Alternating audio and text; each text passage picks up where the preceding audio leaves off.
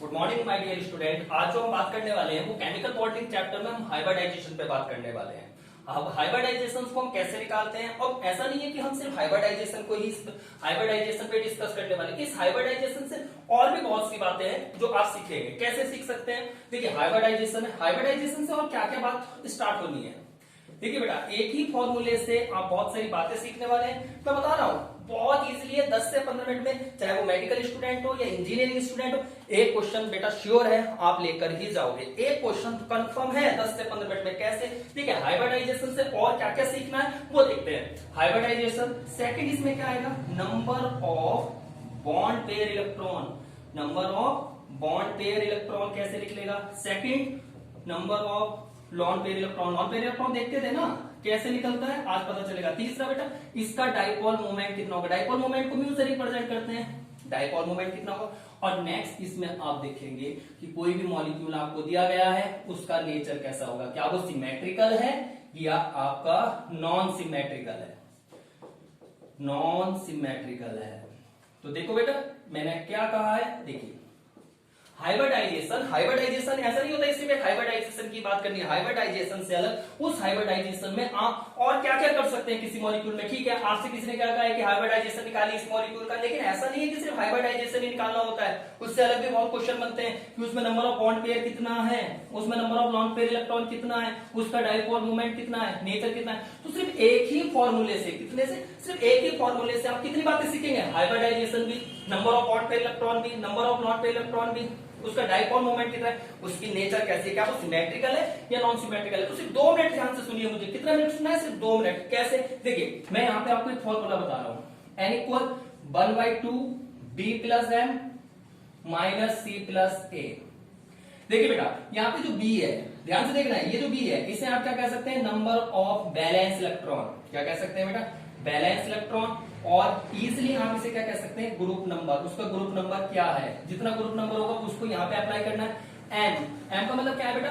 वो कैसा होना चाहिए? वो मोनोवैलेंट एटम होना चाहिए। मोनोवैलेंट का मतलब क्या है? यहाँ पे बहुत इजिली एक बात बता रहा हूं मैं। यहाँ पे आपको सिर्फ क्या ध्यान रखना है? यहाँ पे आपको सिर्फ 2 बातें ध्यान रखनी है। किसको? एक फर्स्ट ए को, एक 7a को। कहने का मतलब क्या है कि जो एक इलेक्ट्रॉन डोनेट कर सके या एक इलेक्ट्रॉन को गेन कर सके। अब डोनेट कौन करता है? First A. इसमें कौन आ रहा है बेटा? Hydrogen, lithium, sodium, potassium, rubidium, caesium, francium. 7a में मेनली जो आते हैं बेटा हेलोजन आते हैं, फ्लोरीन, क्लोरीन, ब्रोमीन, आयोडीन। यहाँ पे सी का मतलब क्या है? कैटायन, पॉजिटिव चार्ज वाला। जितना पॉजिटिव चार्ज आएगा उतना आप क्या कर देंगे? माइनस कर दीजिए। और निगेटिव एनायन, ए का मतलब क्या? एनायन, निगेटिव चार्ज कितना आ रहा है उसको आप क्या करेंगे? ऐड कर देंगे। तो अभी तक मैंने क्या कहा? देखिए बेटा ये सब चीजें कब आ सकती हैं?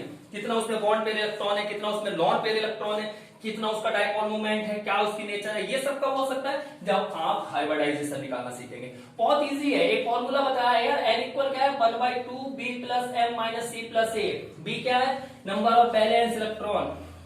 m क्या है? Monovalent atom. एक ऐसा एटम है ना बेटा, मोनोवैलेंट किसे कहते हैं? एक ऐसा जो एटम जो एक इलेक्ट्रॉन डोनेट कर सकता है या एक इलेक्ट्रॉन को क्या कर सकता है? गेन कर सकता है। समझ रहे हैं ना आप लोग? उससे आगे क्या है? सी का मतलब पॉजिटिव चार्ज। कितना, जितना भी किसी मॉलिक्यूल्स पे क्या होगा? पॉजिटिव चार्ज होगा, उसको माइनस करना है।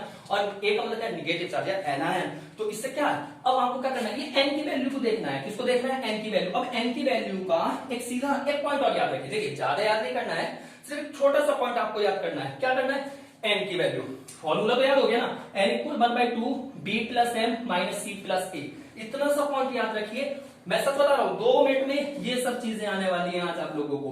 कोई भी मॉलिक्यूल दिया जाएगा, कितना बॉन्ड पेयर है, कितना लॉन पेयर इलेक्ट्रॉन है, क्या उसकी नेचर है, क्या उसका डाइपोल मोमेंट है, क्या उसकी हाइब्रिडाइजेशन है। यार एक चीज नहीं, 5 चीजें क्लियर होने वाली है 2 मिनट में। अब आपको और क्या याद रखना है? देखिए ये याद रखना है, अगर n की वैल्यू 2 आती है, sp3 आती है, sp2 4 आती है, sp3 5 आती है, sp3d 6 आती है, sp3d2 7 आती है, sp3d3 है।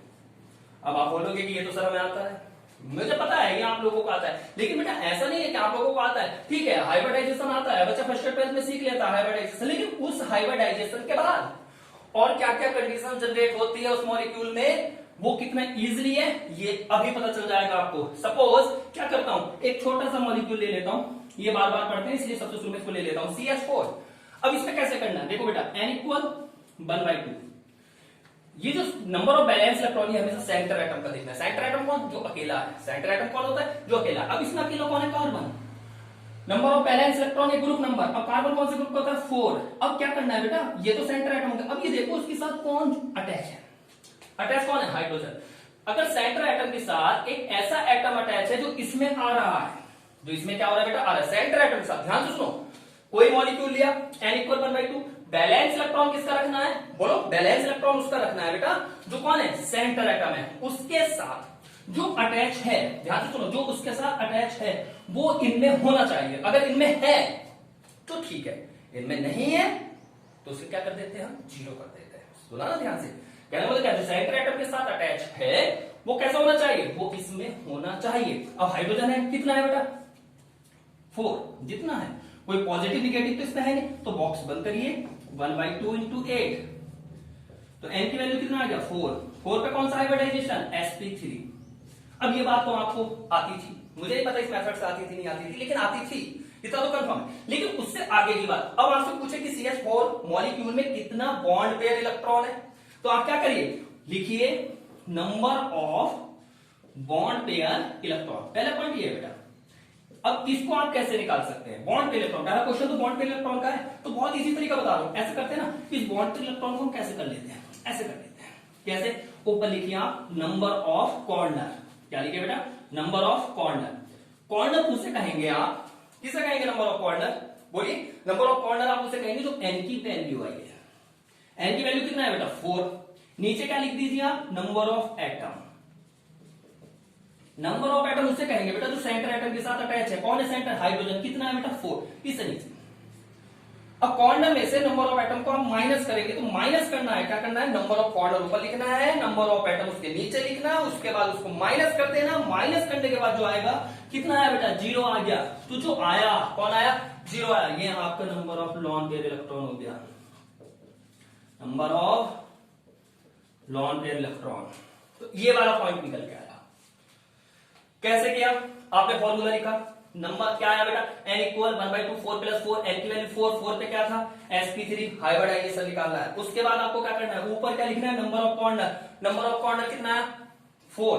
नीचे क्या लिखना है, number of atom. Number of atom भी कितना आ रहा है, बोलो कितना आ रहा है बेटा, कितना, जितना उसके साथ अटैच है, तो नंबर ऑफ एटम 4। अब क्या, कॉर्नर में से एटम को माइनस करो, माइनस करने के बाद जो आएगा वो क्या हो जाएगा आपका, number of lone pair electron.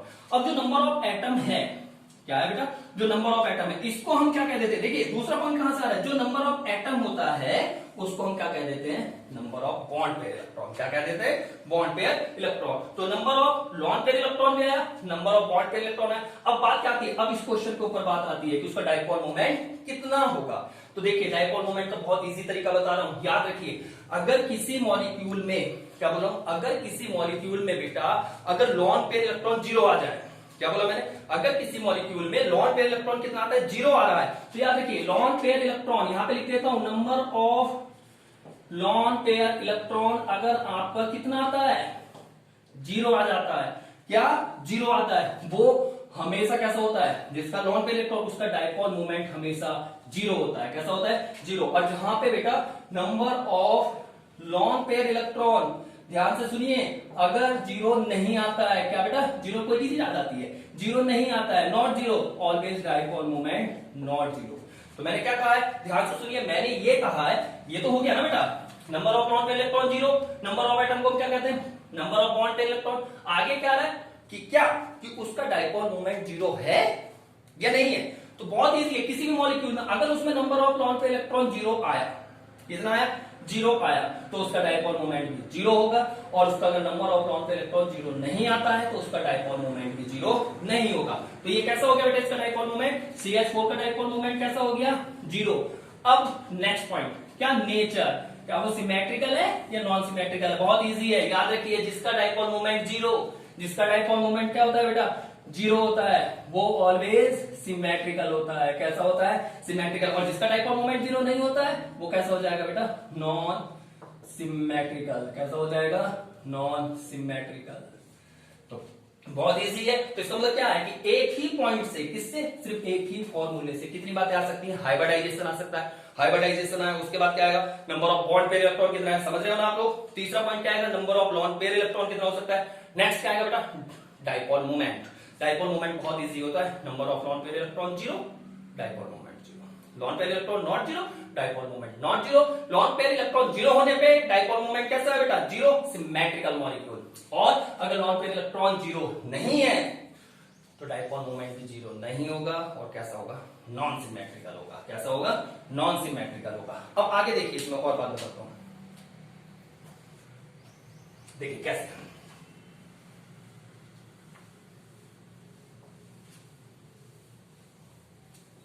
और देख लेते हैं 2-3 एग्जाम्पल, और जो इसमें थोड़े से केस आएंगे, जो वेरिएशन फैक्टर्स जनरेट करते हैं माइंड में, जो बच्चे गलत करके आते हैं, कैसे होता है कैसे नहीं होता है, सब देख लेते हैं।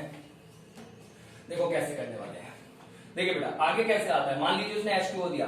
अभी हर चलते क्वेश्चन नहीं रहा हूं, जिससे तुम्हें पता चले, जिसकी समझ में नहीं आया वो इस वाले को समझे भाई, ध्यान से देखे, आपके क्लियर हो जाएगा 2 मिनट में। देखो फिर से क्या करना है, n = 1/2, सेंटर एटम कौन है, जो अकेला है, ऑक्सीजन है। ऑक्सीजन कौन से ग्रुप का होता है, 6 का। अब कौन जुड़ा, अटैच कौन है बेटा इससे, हाइड्रोजन। हाइड्रोजन उसमें था, अभी जो बताया था फर्स्ट ग्रुप का होता है, कितना है बेटा 2। तो n = 1/2 इंटू कितना आ गया बेटा 8, n की वैल्यू कितना हो गया 4, ये तो फिर से वही आ गया, कितना हो गया sp3, हाइब्रिडाइजेशन हो गया। पहला पॉइंट हो गया। दूसरा क्या करना है, अब आपको मैंने बताया था number of corner, number of corner कितना है बेटा 4, number of corner 4। Number of atom किसे कहेंगे, बोलो, नंबर ऑफ एटम किसे कहते थे बेटा, जो सेंटर एटम के साथ अटैच है। कौन है सेंटर एटम के साथ अटैच, ऑक्सीजन। ऑक्सीजन के साथ कौन अटैच है, हाइड्रोजन। कितना है 2। अब किसे माइनस करेंगे, कॉर्नर में से जैसे एटम माइनस किया तो 4 में से बेटा 4, 4 में से 2 गया, 4 में से 2 गया तो कितना बचा 2। तो ये क्या आ गया बेटा आपका number of lone pair electron, number of lone pair electron कितना है बेटा, number of lone pair electron 2। तो ऐसा तो नहीं है number of lone pair electron not 0, तो इसका मतलब क्या है बेटा, डाइपोल मोमेंट भी इसका क्या हो जाएगा, नॉट 0, और ये कैसा हो जाएगा आपका नॉन सिमेट्रिकल। कैसा हो गया, नॉन सिमेट्रिकल। बात समझ में आई ना। हाँ अब आइए थोड़ी सी बात अब बनिए, कैसे बनिए। देखो उसने आपसे कहा TeCl4, ध्यान से समझते चलिए, एग्जाम्पल बताता चल रहा हूं, फिर नए केस लेके आऊंगा। अब यहाँ पे क्या हुआ बेटा, n = 1/2। अब तुम खुद बताओ, अब P कौन से का है, बोलो, हाँ 6 का है। कौन से का है, 6 का। अब इसके साथ कौन जुड़ा हुआ है, क्लोरीन। उनमें था, हाँ बिल्कुल था, हेलोजन का है ना। अब कितना है 4, तो ऐड कर दीजिए। तो 1/2 इंटू बोलो 10, तो n की वैल्यू कितना आ गया बेटा 5। 5 पे क्या होता है, sp3d। इतनी बात समझ रहे हो ना। अब जब ये कर लिया तो वही तरीका है, क्या करना है, तो n की वैल्यू आ रही है, फिर से बोल रहा हूं, जो n की वैल्यू आ रही है उसको आप क्या कहेंगे, number of corner. Number of corner कितना हो गया बेटा 5। और नीचे क्या करना है, number of atom. Number of atom क्या बताता था, bond pair electron. Very good. अब यहाँ पे Cl कितना है बेटा 4, बॉन्डेड एटम कितना है, number of atom, bonded atom कितना है 4। अब इसमें से जैसे इसको माइनस किया कितना है 1, ये क्या हो गया आपका number of lone pair electron, number of lone pair electron. अब बेटा number of lone pair electron 0 तो आया नहीं है, number of lone pair electron 0 तो नहीं है, नॉट 0, तो डाइपोल मोमेंट भी नॉट 0, और ये कैसा हो जाएगा आपका नॉन सिमेट्रिकल। चलिए हो जाएगा ना, कर लोगे ना, ठीक है। सॉरी। अब देखिए बेटा आगे केस आते हैं, कैसे और केस बन सकते हैं। जैसे सपोज उसने क्या कहा, उसने आपसे I3 नेगेटिव कहा। हाँ अब ये क्वेश्चन बहुत इंपॉर्टेंट है, कुछ अजीब सा दे दिया है। अब इसका हाइब्रिडाइजेशन क्या होगा, देखिए बेटा हाइब्रिडाइजेशन किसी भी मॉलिक्यूल में तब निकाल सकते हैं आप जब आपके पास सेंटर एटम होगा। जब तक आपके पास सेंटर एटम नहीं है तब तक उसका हाइब्रिडाइजेशन नहीं हो सकता है। अब ये तो अब सेंटर एटम का ये तो अकेला सा दे रखा है, तो इसे कैसे कर सकते हैं हम, इसको डिसोसिएट कर सकते हैं, I × I।